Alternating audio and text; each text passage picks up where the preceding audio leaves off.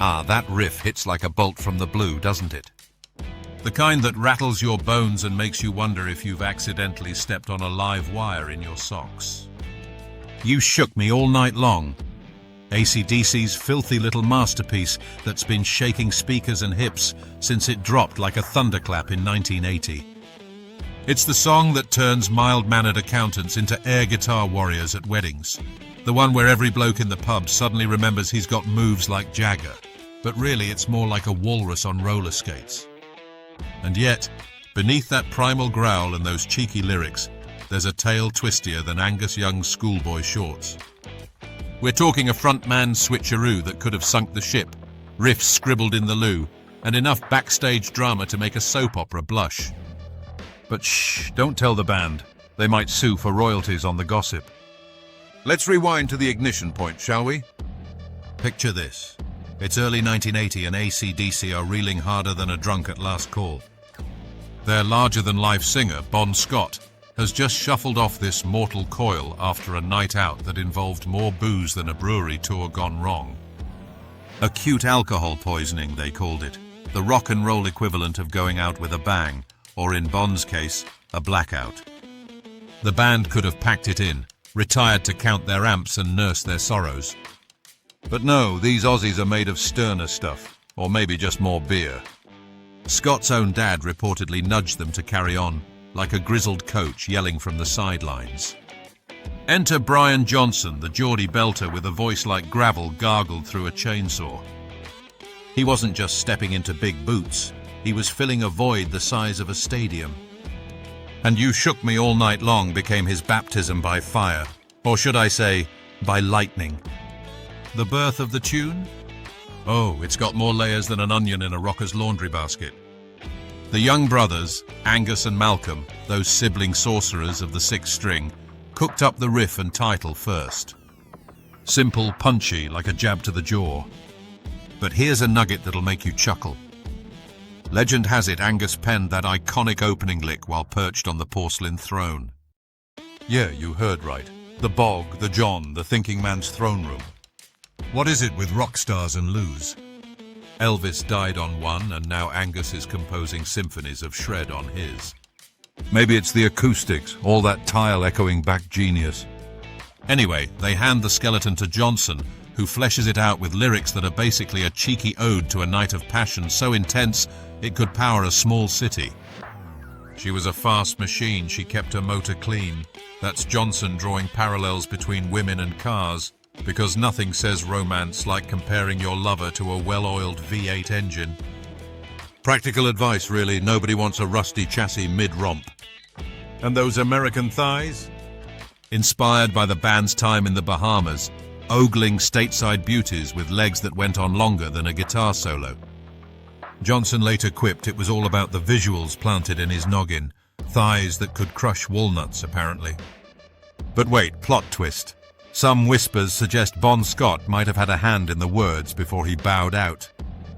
His ex-girlfriend Silver Smith claimed lines like, "She told me to come, but I was already there," came straight from his notebooks, scribbled in her flatback in '76. And another lass, Holly X, reckons working double time on the seduction line nods to her horse named Double Time. Bon's mates swear he penned the lot, and the family gets royalties to this day. The band denies it, of course. Johnson insists every syllable was his, born from the riffs and a dash of desperation to impress his new mates. But imagine if Bon's ghost is lurking in the lyrics, chuckling at the royalties he's raking in from the afterlife. What a gig. Now onto the album Saga. Back in Black, the black-clad behemoth that rose from the ashes like a phoenix with a hangover. After Bon's exit, the lads decamped to the Bahamas Compass Point Studios, tax haven extraordinaire, to hammer out what would become a tribute to their fallen frontman. Producer Mutt Lang, the sonic wizard behind their previous hit Highway to Hell, is back at the helm, cracking the whip like a dominatrix in a recording booth. Johnson's sweating bullets, not just from the tropical heat, but from Langer's perfectionism. Every breath, every growl dissected like a frog in biology class. Storms rage outside, knocking out power and inspiring the tolling doom of hell's bells. And get this, a cheeky crab scuttles across the floor mid-take, nearly derailing the session. Rock and roll, eh? Full of crustaceans and curveballs. Malcolm initially wanted to trim the verses on You Shook Me, thinking too many words made it sound like a bloody folk ditty. Imagine AC/DC going all Bob Dylan on us. They wisely stuck with the full Monty and thanked the rock gods for that. The album's all-black cover.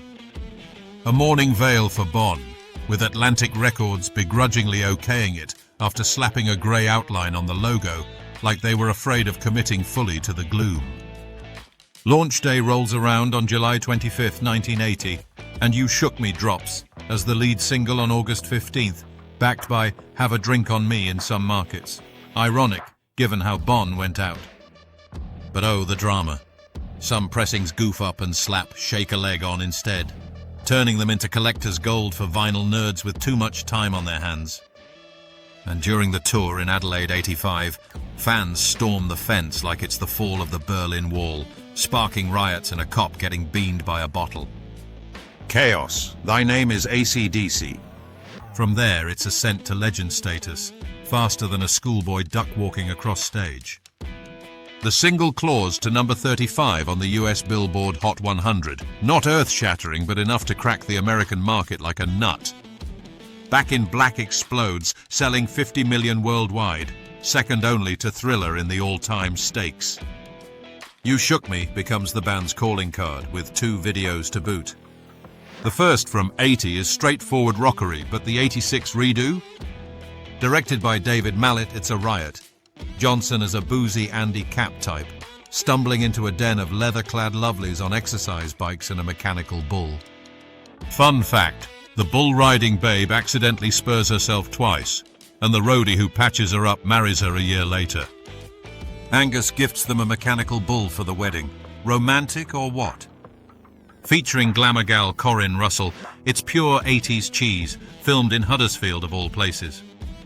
The song infiltrates everywhere.